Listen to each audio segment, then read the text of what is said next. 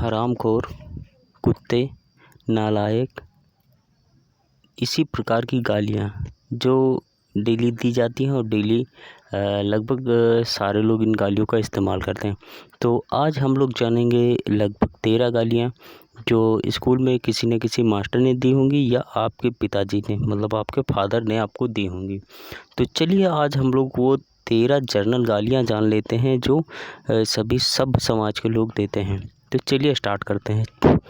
पहली है हरामखोर, कुत्ते, नालायक, सुअर, सुअर के बच्चे, कमीने, हुड़ुक चुल्लू, ये गाली हमारे यहाँ पे चलती है। उल्लू के पट्टे, उल्लू के पट्टे, गदहा, जैसे कहते नहीं गदहा होगा, गदहा, जाहिल, गंवार, बेवकूफ़, बेहैया, बेशरम। तो ये 13 गालियाँ थी जो लगभग सारे सब समाज के लोग देते हैं। और जब गुस्सा हद से ज़्यादा होता है फिर तो आप जानते हैं कौन सी चलती हैं। Thank you for watching.